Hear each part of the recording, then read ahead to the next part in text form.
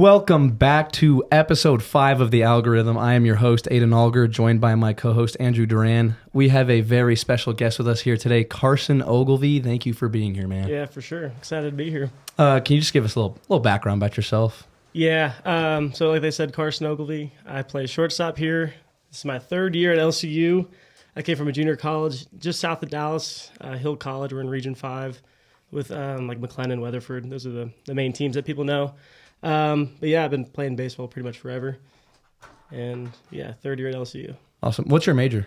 Finance. Finance? Nice. This guy's also an All-American. Okay, yeah, I was about to say that for you listeners back home. This guy with us here, this guy is an All-American last year. For those that don't know, All-American means like the best. So speaking of you being an All-American, how like when you first found out you were an All-American, like how did you feel? So as cringy as this might sound, so Blackwood, our head coach, texted us. It was me and Eddie that were in the running for it. Eddie ended up getting All-American as well. So he texted us in a little group chat saying, hey, you guys are finalists for it because you guys got first team All-Region. So there's 8 regions in Division II. So if you get first team All-Region, then you're up for All-American. There's first team, second team, honorable mention. So we're like, oh, this is pretty crazy. And so I went in and I checked whoever won first team All-Region for all the regions. Looked up all their stats and I was like, man, like there's a chance that like I low-key get something. And then whenever it came out and I got first team, I was like, holy cow, this is... I mean, obviously you play baseball forever, so to get like that kind of recognition, it is pretty cool for sure. Yeah. But it definitely threw me off. Yeah.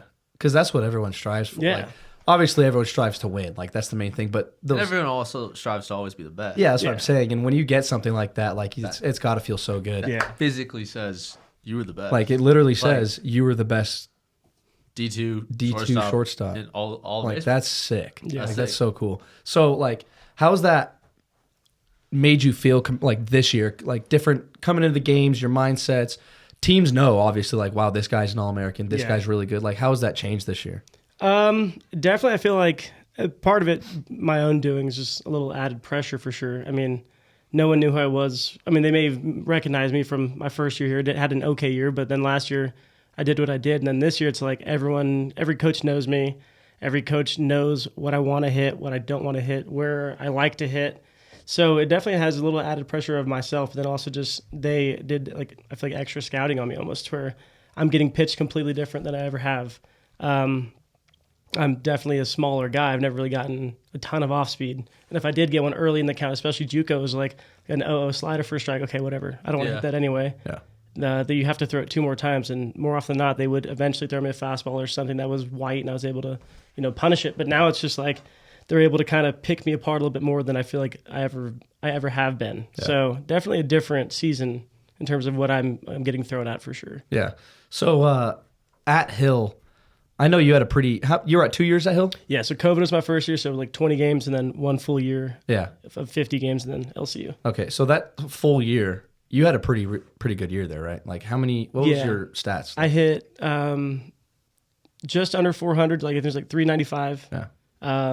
I led the team. I mean, I led the team in everything: home runs, doubles, batting average. Did everything. I had 14 home runs, like 60 walks. My on base percentage was like 560. My OPS, 60 walks? Yeah, my OPS was like 1330. Oh my goodness! You also played that second year with Hayden Blair, Ryan Marquardt, and then it was just Marquardt. Blair wasn't there. Blair wasn't there the second quite year. Yet. So yeah, it was just Marquardt at Hill with me, and then we had another kid that played at LCU last year. Oh, okay. And then the next year was LCU, and that's when Blair was at Hill with Ryan. Exactly. Okay, that makes sense.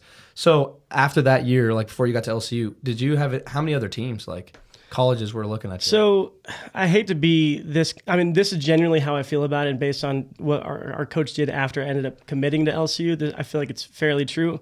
My coach was pretty much trying not to recruit a lot of us that were second years, but technically still freshmen because of COVID, because he wanted us to come back for the third year. Right. So I was hitting like 370 with like 4 or 5 home runs, like doing well enough to get some interest from some schools. Doesn't necessarily need to be like Power Fives or anything, but just some schools. And I was getting nothing. So I did some reaching out on my own, made some like Twitter videos, whatever. Ended up getting interest from Jermaine. He ends up offering me. I go on a visit. A week later, I end up saying, yeah, like I'll verbally commit for sure. That week I play Weatherford, who is now like the best JUCO team like in the nation pretty much. And I think I went 9 for 12 with 5 home runs in 4 games. So I was like, it was ridiculous. And that was beautiful. Yeah, that was like 3 days before I verbally committed to LCU. So after that, my coach wasn't really doing much for me. And then he's like, oh, crud, like this guy's actually leaving. I had this crazy weekend. He's like, well, I can get this guy to, not that LCU's bad, but I can get this guy to a better school than a D2. Like, let me try to get him some other stuff. So right after that weekend, I get flooded with like every school. Not every, but a ton of schools. D1s, like Oral Roberts, who ended up going really far, was like pretty high on me. But with LCU sending me the contract to sign, I actually let it expire. So Blackwood was pretty PO'd. Yeah. So I let it expire without telling them anything. And then 2 days later, like the next day, he texted me. He's like, hey, like it expired. Like, what are you doing? And I was like, I'm just getting a lot of interest from a bunch of other schools. Like, I kind of need a little bit extra time. He's like, okay, I'll talk to their coaches, see what we can do. 2 days later, he texted me like, hey, man, like I get that you're getting a lot of interest in this and that, but we still need a shortstop, and we gave you a good offer, and like that money's not going to stand forever. So I'm going to send you the contract again. It expires next Thursday or whatever, let's say. If you don't sign it, we will still give you an offer, but we're going to use your money for other offers. So I was like, okay. And so I was just trying to kind of pressure some of these other schools, like, hey, this is what I got. I will sign with them if you guys aren't able to make me an offer that is, worthwhile in the time frame that I have. Nothing ended up coming set in stone. I really wanted Oral Roberts bad. They couldn't come up with anything quite yet. So signed with LCU, and here we are. Yeah. That would have been ORU would have been. Yeah, especially that run they had. Yeah, Ooh. Yeah, they were sleepers out of nowhere too. You're a big academic guy. Yeah. Oral Roberts big. Yeah, that's why. Yeah, that's awesome. Because I had a buddy at ORU, and they're like, dude, like No I have joke. no idea. Like we just went crazy, like out of nowhere. So your first year at LCU was which year? Spring of 22. Spring of 22. And how was that year for you? It was good. I got some like preseason like accolade stuff that I didn't live up to for sure, but I started off super, super cold, got benched for the first time in my life. As like humbling as that may sound. And then ended up having an okay year the rest of the year. I hit like 330-ish. Yeah. Played an okay shortstop, but nothing crazy. Okay. Yeah, I would ask about the second year, but I was there. You were. And that was pretty good. And you're having a pretty good year this year too. So the main point of this podcast that I want to talk about is the Lone Star Conference and how competitive it is with all the teams, because it's a big conference. Huge. And most teams or most conferences don't go straight into conference games. Like they have the warm up, the little preseason games, whatever. Lone Star Conference, we go straight into games that matter. Like Blackwood says, the first game is as important as the last game, which is completely true. Yeah. And also the fact that we play so many teams in every single weekend that we don't even play any midweeks. Yeah. We get 2 games. Yeah. Two midweek games. We're going to Colorado next week, which is going to be pretty cool. Sweet. Mm-hmm. But so how much different has the conference been over the 3 years you've been here? Because just for me and Duran, us two being here for 2 years, this year and last year, completely different. Yeah, for sure. Absolutely. Like completely different. So how was it the first year you were here? My first year, I feel like most of the time every conference kind of has like the top dogs that you expect to do really well. My first year, the top dog was really WT, which now this year it seems like that's the case as well. Yeah. But my first year was WT for sure. They were top 5 in the nation for like the rankings and stuff for the longest time. But yeah, WT was like the dogs. Angelo's always going to be really good. Everyone knows that. But then after that, it was kind of just like question marks for like who's that 3 through 6. I think we had a better start to conference my first year here than last year that you guys were here. Right. So we kind of solidified ourselves in that 3. But yeah, it was just, it's literally anybody can win any game. And I feel like there's not a ton of conferences like that. Of course you have the bottom feeders and stuff, but the middle pack is like, you never know. You really never know who's going to do it. And it's crazy to see the different teams from my first year, all the way, like UTPB, my first year. Oh my word. Like, like if you didn't sweep them and you were like top 5, it was like, you fumbled that one. Yeah. Like you put up 3 runs in the first inning, they completely folded. Yeah. And we played them this year, and I think they scored 10 the last 3 innings in one of the games. Yeah. Like, Yeah. And they like don't quit. obviously we we didn't play great. Oh, 100%. We definitely should have won the series or split it. But like they're definitely, even compared to last year when we played them, a way better team. Yeah, but the team my first year, if you had any lead, they fumbled. Yeah. There was no dog in their fight. Like, I mean, Yeah. that was that. Yeah. And that first year, that was the old coach, right? And then Yes, yeah. last year was the first year of The their first year guy of they the have new now. coach. Yeah, Right. I don't know Right, his name, but And it's like honestly the same thing with Fort Smith. yeah, Fort Smith has been going crazy this year, and I even think from last year I thought, and it's like the same team. and it's like the same exact team, which is Same team, kind of completely crazy. different, completely different result. It's just like how you said it's like you have the top dogs, bottom feeders, but that middle pack. It almost seems like 1 through 8, 1 through 9 right now could be anyone because we're what 5 series in, so we have 8 more. Yeah, yes, So we're not even halfway through season 7, yet. I think. 7 yeah, more? 7 more, 7 more. Yeah, 7 more. yeah. We're halfway through season. It's like it's still anyone could take. Obviously, WT right now is at the top spot, but they could go on a cold streak. Someone can heat up. Like it just seems like anyone can be in that top 5 right now, which is kind of crazy. But as of right now, we're in second place. We have St. Mary's coming up, so if we can get a little sweepy sweep, That'd be sweet. that would be sweet. And I think we can bump into that top 25 rankings. That would be nice. Because did you guys? I did see that we were getting some votes. Votes. Yeah, we received votes. So if we get, I think even if we win the series, if we go 3-1, I think we got a should. pretty I I can think see that too. I think if we win the series, we go 3-1, we'll be lower, like 25-24. But I think if we sweep, we'll be 8-game, 19, 9-game 20. winning streak at that point. if we sweep, it'll be a 9-game winning streak. Because that one, Which is huge. That's sick. I think College Baseball Hub that posts the win streaks. Yeah. And we were on the Yeah. little D2 win streak for the 5-game, and it was the number one Literally. was Tampa, and that day 17. And that day Tampa lost it. Oh, did they really? Yeah, they lost it to Seton Hill. Oh, okay. The one that was like 2 on there that had like a 14-game win streak. That's crazy. Tampa ended up losing it to them. But so your first year, how far did you guys end up making it? So my first year, we ended up, I think, 4th in conference. So whenever conference tourney came around, St. Ed's, which last year they were unbelievable. They had a really good staff. Their hitting was pretty legit. Yeah. But my first year, they kind of started super slow, and they kind of caught wind at the end. We had to play them first round of conference tournament. We ended up getting swept by them. So we lost 2-0. They go to the conference tournament, losing the championship, and they ended up kind of, I don't want to say stealing, but I mean, obviously they deserved it. They got our bid that we were expecting to get. So we played 52 games, and that was that. We didn't get to go to regional. I didn't really get to compete in the conference tournament. So that team was very much senior heavy, and it was like some super, super seniors that were really good and had a lot of good qualities. So the next year I was a little bit like, man, we lost like some guys. Yeah. Like, and if they weren't guys, like they knew how to like control the younger guys. Right. So I was a little worried, but yeah, we definitely did better last year compared to my first year. Yeah. Because we ended up going to regionals. Got a little disappointed. Not going to lie, though. It was a really cool experience. Grand Junction was cool. Such a good experience. Sketchy flight. Those privates, man, they're smaller planes. They bounce. Smaller planes. Yeah. And they're, I remember on the way home, I was sitting next to Bo, and Gibby was, you know how it was like those single seat, it was like the doubles and the singles? Yeah.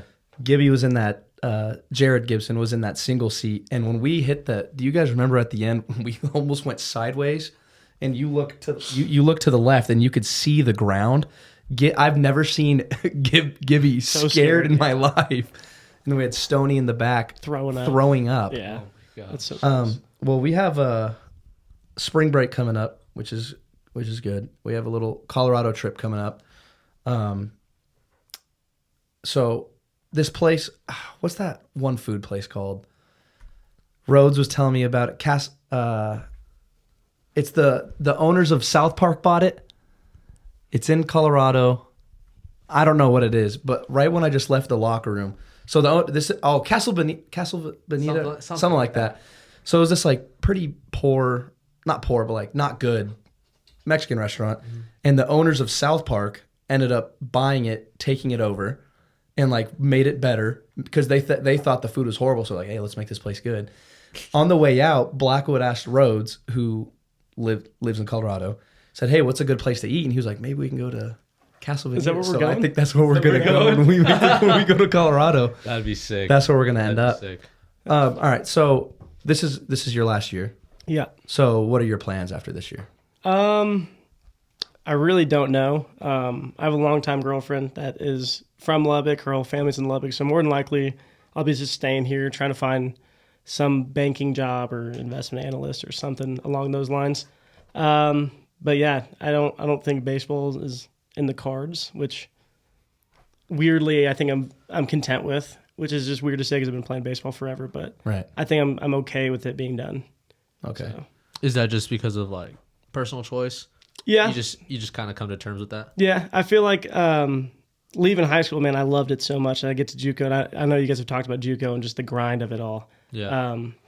Not saying mine was like any crazy experience, but I mean, yeah, it was a lot, and it takes a toll on you. Yeah. And then coming here, and I mean, 50 games in February to end of April. I mean, it's a lot, and trying to focus on relationships with people, girlfriends, whatever. I have a job as well, so like doing all that, I mean, it's just like I get so tired.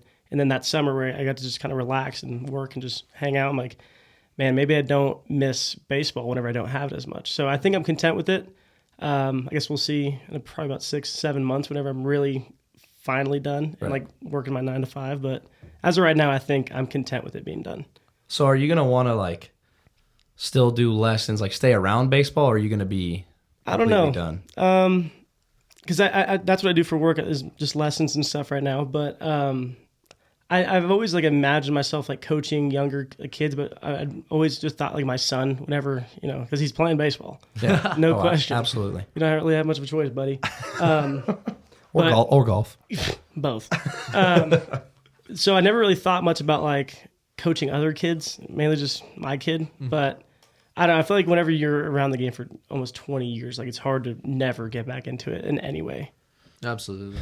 Yeah. Then I mean, coaching your own kid can lead into coaching your kids' teams. Mm-hmm. I mean, then coaching other kids, like Who knows what it leads to? Oh, and yeah. then you have such a you could be you like have such you a could be strong like background Walker. too. You have such a strong background too with the All American helps so much. Like Get you into doors. you Yeah. get Sure. that opens up a few opportunities. Yeah. But that's just if you would want to do. I that. hate pulling that card, but sometimes it might be worth it. That's like when you have someone picking between two people, and it's like, do you want this guy who doesn't have, he's played college ball but no accolades, or do you want the All American? Yeah. That's true. Yeah. It's something I you have to succeeded put in in your not resume, I guess. I have Yeah. no idea, but that's kind of the thing. Oh, it's in their resume.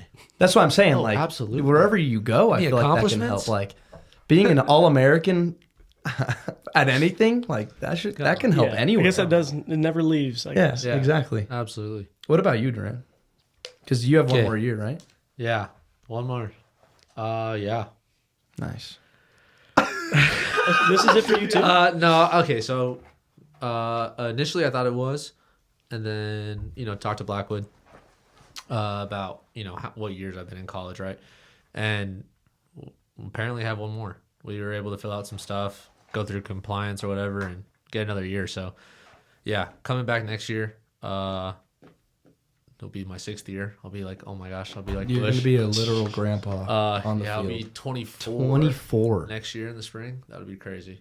You're going to be an old man. So are you 23 right now? Yeah. Yeah. So, How old are you? 22. 22? I turned 23 in July. So I'm class of 2019. I'm a younger. see, that's crazy. Do you have another year of eligibility? I mean, I think universities have the choice to accept the second year of JUCO because technically NJCAA gave us that second year Right. back. Yeah. That's exactly what. But whenever Black was talking to me, he didn't even give me the option to. You graduated in exercise 19? Mhm. Yeah. So we would have been in the same boat. Mm-hmm. But I mean, there's no way I'm doing it.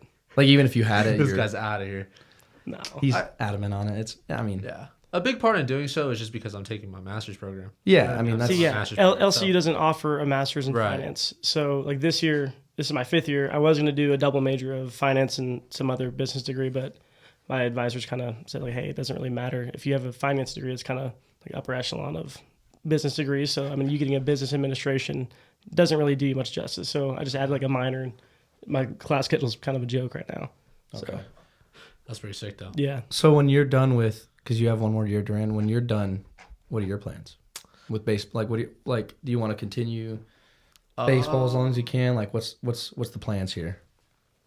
Well, I don't know. I don't think I'm at the same stage as Ogie yet. I don't think I've really come to terms with maybe being done yet. Yeah. I think I'd probably try to explore some like indie ball options. Maybe like even playing some, ball across seas. Like I think that would be a really cool would be opportunity. dope. Like I think I always love to travel. I think it'd be a really cool thing to go across and 100%. just see new things, experience new things, and go play some baseball and have some fun while doing it. So I don't know. There's definitely a thought like that, but at the same time, there's always that thought in the back of your mind, like, dude, I'm 24 and I need to make money. So I don't know. You know what I mean? It's just I'm in the boat where it's like I've played baseball for so long.